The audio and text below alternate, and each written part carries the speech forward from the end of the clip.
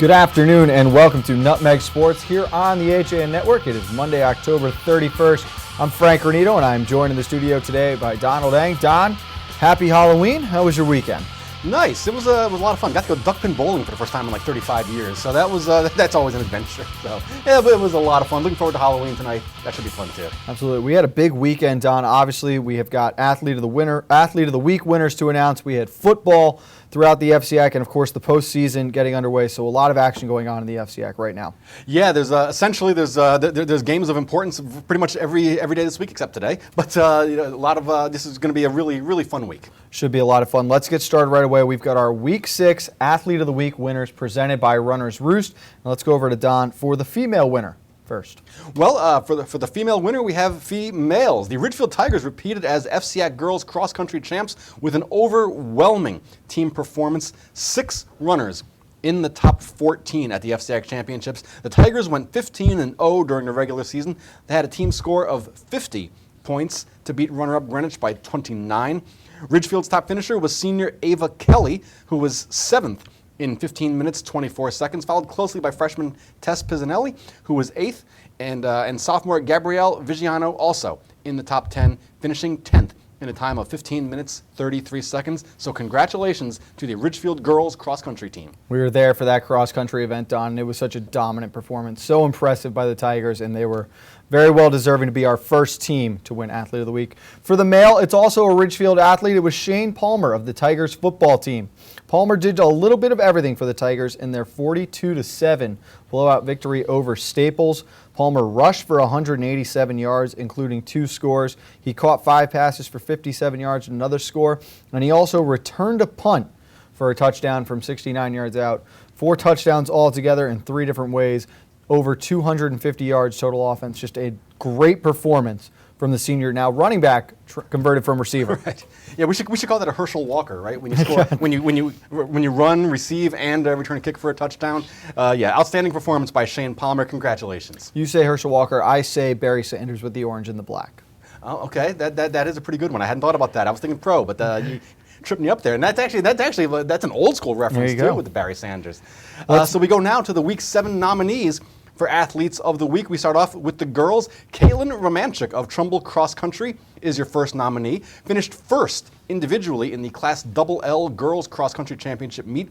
The senior had a time of 19 minutes, 22 seconds for the 3.1 mile course at Wickham Park. She helped the Eagles finish 4th overall in Class LL.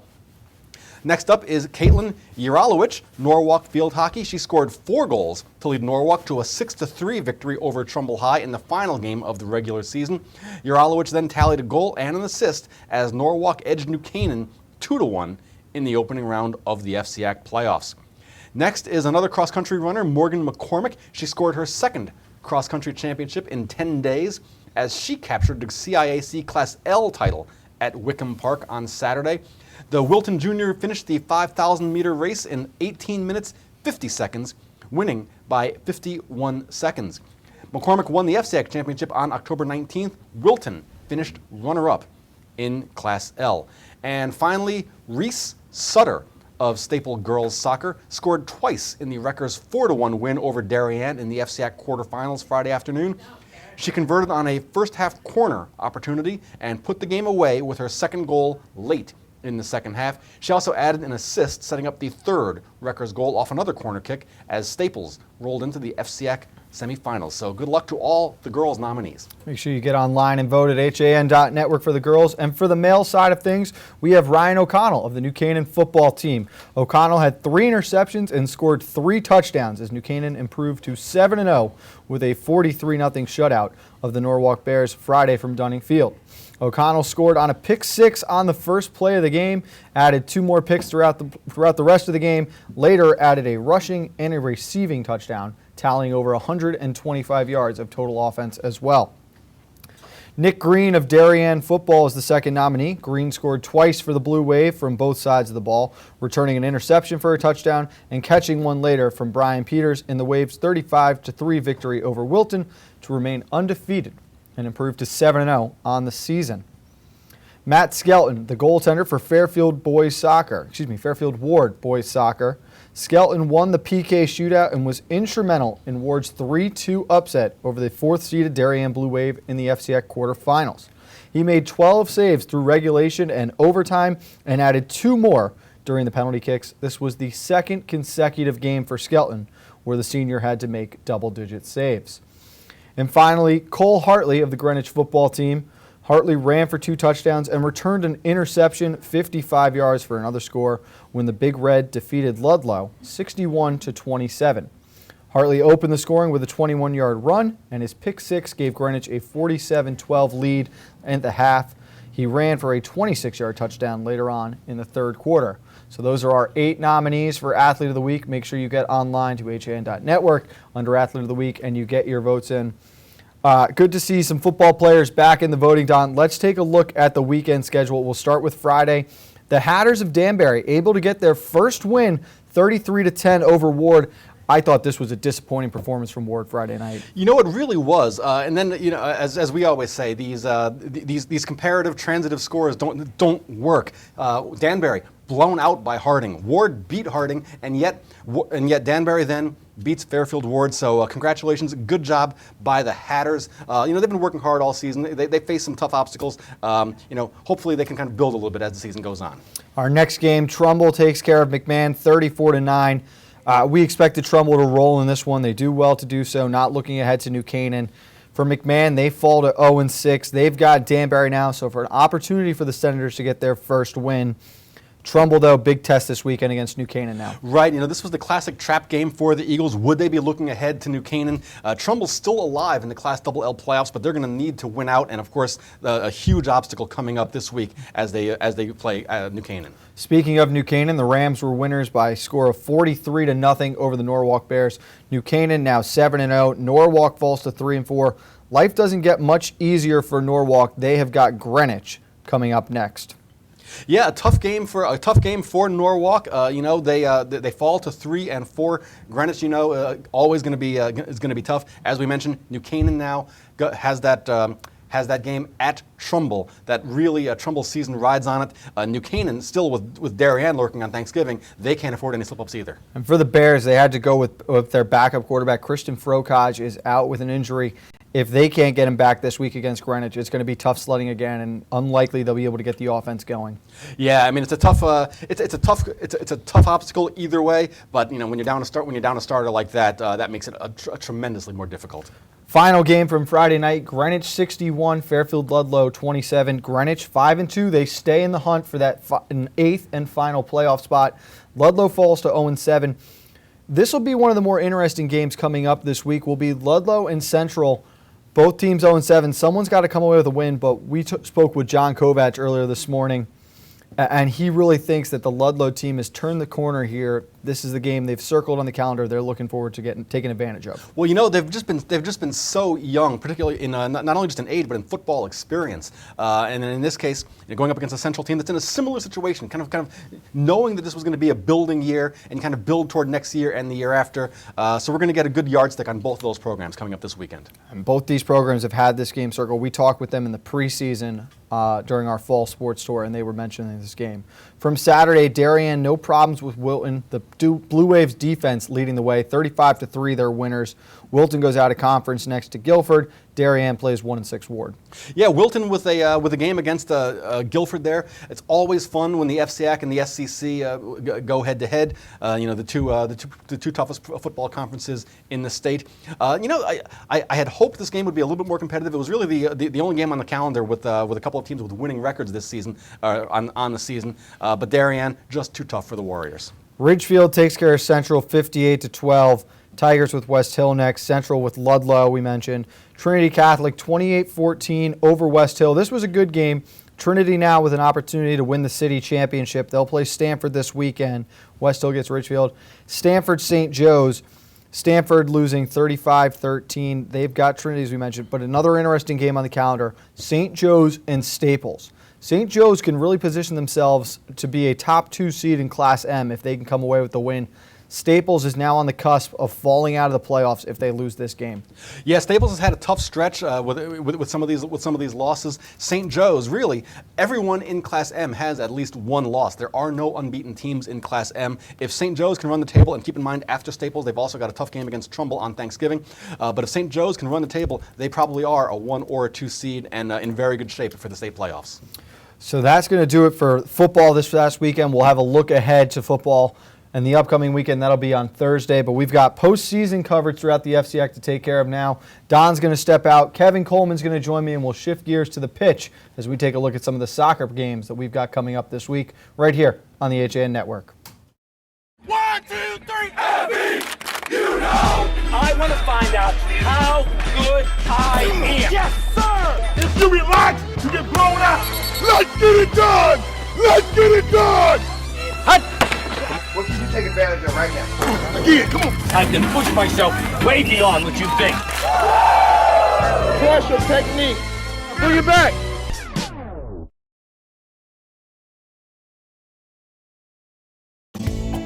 Want a new experience in car buying? No aggravation, no confrontation, just answers to all your questions. Scap Chrysler Jeep Dodge Ram. Car buying the way you want it to be. With one of the largest selections of new 2- and 4-door Jeep Wranglers available, we are Connecticut's Wrangler headquarters. Located in Fairfield, Connecticut, we're easy to get to. Just 2.5 miles off the Merritt Parkway, exit 44 via Route 58 South. Save thousands right now during the Jeep Celebration event and Ram Power Days. Ends October 31st. Connecticut is coming back to hometown banking, to a partner that makes small businesses feel big, where community comes first, where high-tech tools go hand in hand with a human touch, where you get the know-how only neighbors can deliver, where saving time is important too. It's time to expect more. It's time to bank well, bank smart, bank local, bank well. Have a sports injury or a slip and fall that needs immediate care? Coastal Ortho Express Urgent Care gives you direct access to an orthopedic specialist fast, without an appointment. Biking, golf, tennis, soccer, whatever the sports injury is, sprain or fracture, Coastal Ortho Express can help. Coastal Ortho Express Urgent Care, open Monday through Saturday, now in 2 locations. The iPark building at 761 Main Avenue in Norwalk and 36 Old Kings Highway South in Darien. Or go to coastalorthoexpress.com, like them on Facebook.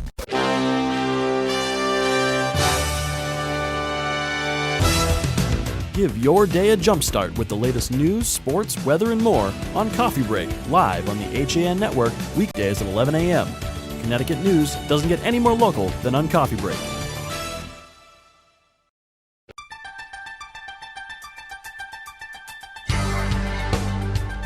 On Election Day in Connecticut, the HAN Network has you covered with real-time results and analysis. Will your town vote for Trump or for Clinton?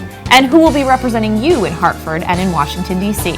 HAN's news reporters and editors will be out in the field talking to the candidates, collecting results, and we'll be breaking it all down on air with live local analysis you won't find anywhere else. Watch Connecticut Election Night 2016 live starting at 8 p.m. on HAN.network.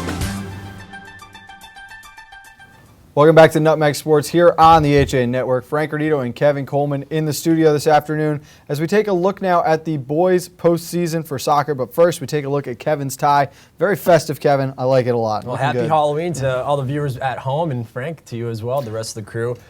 Figured I'd come in a little festive. Why not? Looks great. I love it. Thank you. Kevin, of course, Friday afternoon, we were live at Danbury for the FCX quarterfinals. We had the 3-6 matchup between the Hatters and the Fairfield Ludlow Falcons.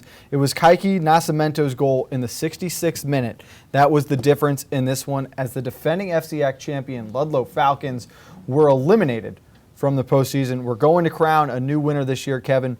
What were your initial thoughts that you can take away from Danbury after that win? I thought they were the overall better team. I think Ludlow did at times look like a good team. They were, creating some chances, great possession on the ball. They definitely came out a better team in the second half. I thought they were very slow in the first half, but Danbury overall the better team. They had a lot of chances. But Frank, don't forget that one chance that Ludlow had that Danbury stopped on the goal line. So it was a close match between these two teams, but I think the better team won.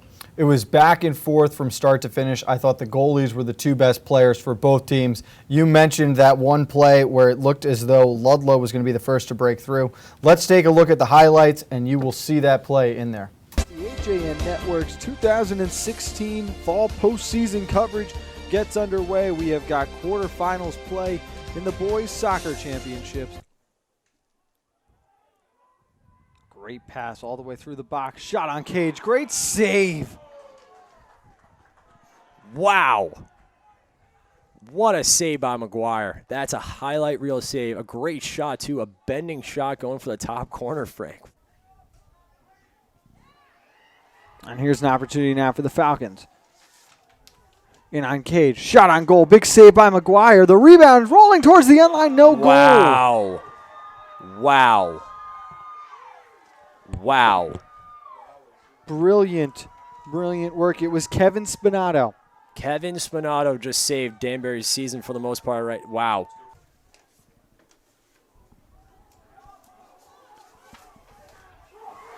And it's in. Nascimento picks up the first goal.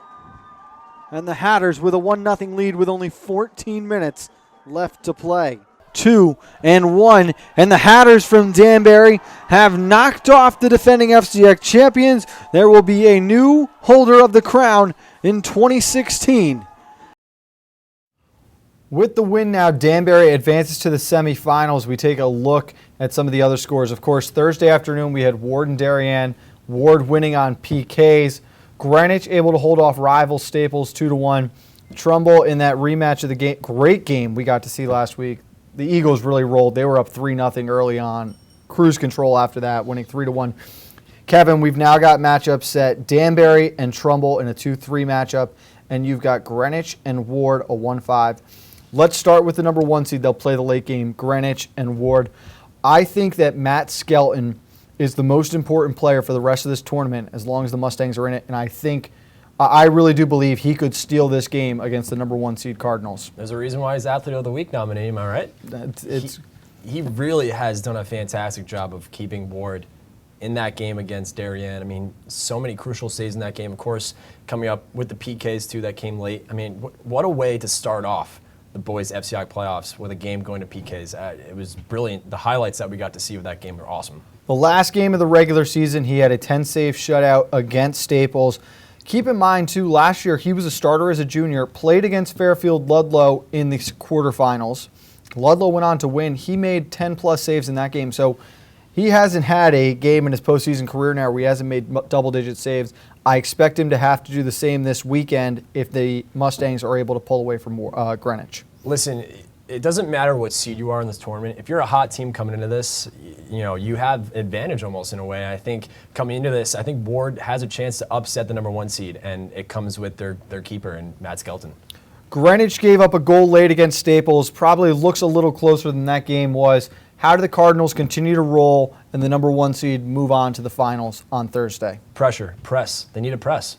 That's it for the Cardinals. They proved this year. Great offensive speed up top, and they just need to shoot. That's the name of the game. And I think if Ward wants to stay in this game as well, that back four has proven to be really strong. Of course, we saw them against Ludlow. They were outstanding against the Falcons in that win at Ludlow. I think they just need to shut down this high-power Greenwich Cardinal offense for them to maybe cause an upset. You look now at the other semifinal matchup. We've got Danbury and Trumbull. We've seen both teams in the last week. Who do you like heading into that one right now? Ooh, this is tough. I really liked what I saw from the Hatters, of course, on Friday night. But Trumbull, I mean, Matt Lancia on that left side, we saw him against Stanford in that first game last week on Monday, and he just has a wicked left foot. I mean, we saw that beautiful goal. He bended into the back corner. I like Trumbull in this game, but it's gonna be a dogfight between these two teams. Trumbull in the entire FCIAC for this whole fall season might be the quietest undefeated team there is. When you think about it, coming in at 12-0-4, they play very fast, they can score early, and I think if they jump out ahead of Danbury, that puts the Hatters in a very tough predicament moving forward.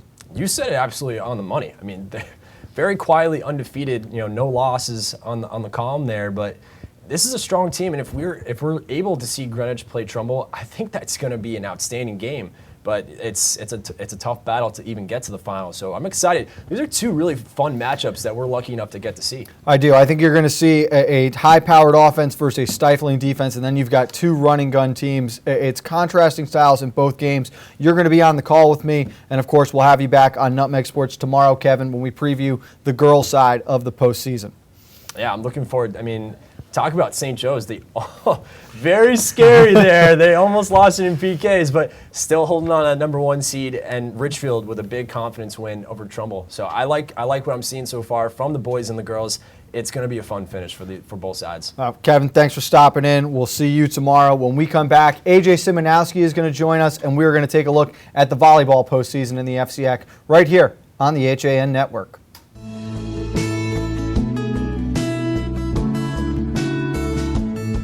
This is now 44 years I've been in this business.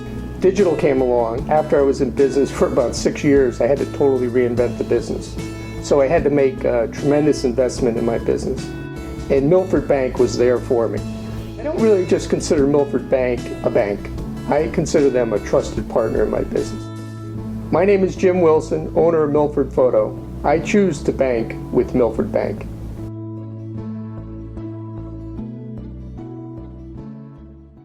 At InSports Trumbull, the game is always on inside. Recently renovated and home to one of Connecticut's largest indoor turf fields, InSports is a multi-sport recreation center providing state-of-the-art facilities for league play, camps, and youth programs. Sign up now for InSports Passing and Receiving Positional November Soccer Clinic, scheduled for November 19th. Sessions are available for U13 to U14, U15 to U16, and U17 to U19. Featuring college coaches from around the region, this is your official home of Connecticut's Olympic Development Soccer Program. For more information, visit insportcenters.com. Walter Stewart's Market in New Canaan is your time-saving local shopping destination for the best of spring. Find many of your favorite products, from great specials on everyday items to the freshest organic produce, artisanal cheeses, and grass-fed steaks. Drop off your knives to be sharpened, grab a beautiful bouquet of spring flowers, and stop in next door for a wine tasting. Plus, their personable staff is always ready to lend a helping hand. So stop in to Walter Stewart's Market, 229 Elm Street today, or shop online at stewartsmarket.com.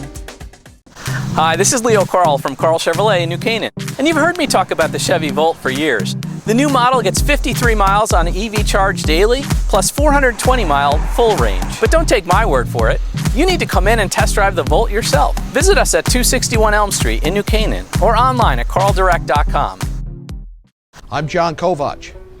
I'm a newspaper editor. I'm a high school football coach. I'm a television presenter, and I want you to love fishing as much as I do. Tune into Yankee Fisherman, Thursdays at 1 on the HAN Network. It's like going to the tackle shop without leaving your office. If you're watching this broadcast, you're not alone. The HAN Network is available for 200,000 Connecticut cable customers on the Frontier Network, and we've also reached 1.7 million viewers on our free live streaming sports, news, and entertainment broadcasts. To reach our rapidly growing audience, contact Advertising Director Jessica Murrin at 203-273-7312 or email jessica@han.network. Welcome back to Nutmeg Sports here on the HAN Network. Frank Granito, and I want to welcome in for the first time to Nutmeg Sports with me, AJ Simonowski. AJ, happy Halloween. Thank you for coming on the show. Thanks, buddy. That was awful on my part. This is why my football career didn't go very far. Well, I'm really happy to have you in here. AJ, you got to call the last game of the regular season for the regular season for volleyball in the FCAC. Yes. You got to see McMahon and Greenwich in a battle for the number 1 seed. First of all, I thought you had a great call. It was a lot of fun listening to. Greenwich looked, I don't want to say they looked very dominant. McMahon was a little sluggish, but they proved that they deserved to be the number 1 seed. They really did. Greenwich put together the kind of game we actually haven't really seen from an FCAC team yet this year. The FCAC plays with an awful lot of power, a lot of outside hitting, a lot of close to the net work. Greenwich played almost, if there's a volleyball version of small ball, that's what they did. On-point setting, a lot of very short shots that found the floor through the McMahon defense. It was a very finesse style of play compared to that power, as you mentioned, we've seen, especially from teams with Meredith Pellegrino and those other big hitters throughout the conference. Greenwich goes 15-1 on the year, and it almost went unnoticed. You feel like so many people were focused on McMahon's once-in-a-decade season, Ridgefield rebounding and having such a strong finish. Ward, we had a Ward game earlier the year. They were 7-1. They missed the playoffs, losing 8 of their last 10, I believe. They really did. Going into the final day, we had 4 teams vying for the 7 and 8 seeds in the playoffs. Ward didn't make it. Darien snuck in at 8-8. This is a perennial state and FCIAC volleyball power that barely made it in. And you see the quarterfinal seeds here. Greenwich, the number 1 seed, will play Darien, the number 8. Ridgefield and Staples, the 2-7. Stamford gets the 3 seed by virtue of beating Trumbull and Ridgefield. Excuse me, I believe Trumbull and Greenwich that McMahon lost to. So that's the seeding weirdness there. McMahon comes in at the 4 seed. They fall all the way down to that 4 and will take on Trumbull, who they lost to just a couple of days ago. I spoke to Coach Peter Georgiou before the game on Friday. He was confident that his girls would be up to the task, but that is not an easy road to run for the Senators. No, it's very tough. We saw Trumbull earlier in the year. When they're on, they can be as competitive as any of the other teams in the conference. I really think 1 through 5 is a toss-up, quite frankly. Greenwich and Ridgefield, you maybe give a nod to. St. Joe's, we haven't seen much of, but they've gone about their business this season, done what they've needed to do. Staples as a 7 seed and Darien as an 8 seed. I think those might be the 2 scariest underdogs we'll see all postseason throughout the FCIAC. Darien and Staples is the 7 and 8. Normally, you see the 1-8, the 2-7, you think, oh, well, that's going to be an easy path for the higher seed. You just cannot overlook Darien and Staples. They are both tough outs, and the Cadets as well. It's obviously been a rebuilding type of year for Darien. I mean, I don't think if you went back over the past decade, they've lost a combined 8 games within the FCIAC. But you cannot take away the fact that this team has so much postseason experience that they're going to go to Greenwich, and maybe they have that little bit of a mental edge saying, oh, we know what we're supposed to do. Where Greenwich coming in as a 1 seed, that might be new uncharted waters for them. It might be for the Cardinals, but as I was doing my research for Friday's match, I came across a staggering fact. Over the course of this season, Greenwich had only been beyond 3 sets in a game 4 times.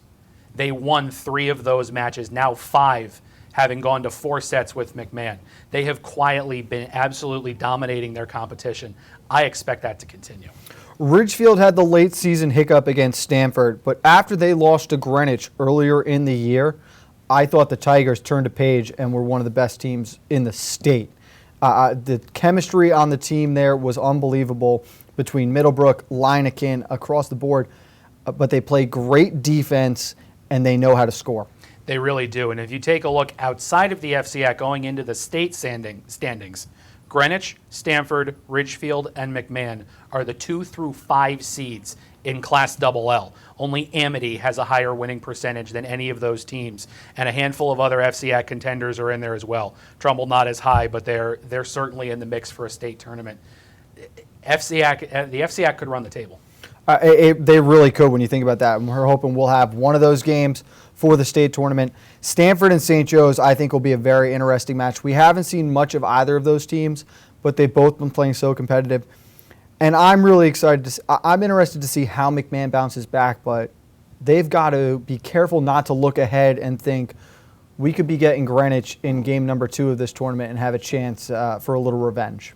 They definitely cannot overlook the Eagles. I don't think that they will. McMahon didn't really play their kind of a game. We've seen them a couple times already this season.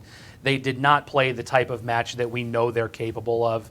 I think Coach Georgiou will have his girls ready to go. As I spoke to him at the end of the match on Friday, the Cardinals won on a truly improbable last-minute diving shot from about 15 yards off the back line from I believe Nadia Sochu was the one who got it in, and it just fell. The Senators did not get a hand on it.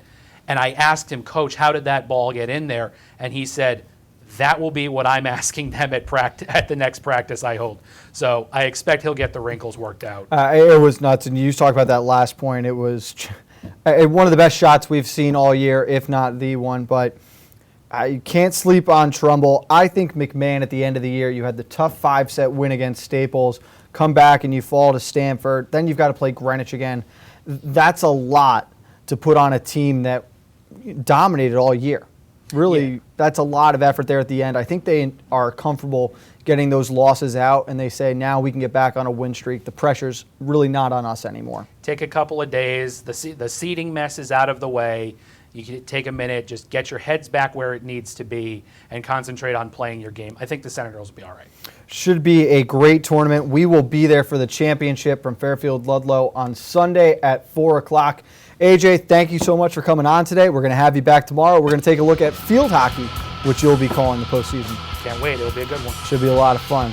For AJ Simonowski, Donald Eng, Kevin Coleman, I'm Frank Granito. Thanks for tuning in to Nutmeg Sports today. Don't forget, we've got Coffee Break with Kate Chaplensky at 11, The Drive with Denise at 12:30, Nutmeg at 2, and postseason action tomorrow afternoon right here on the HAN Network.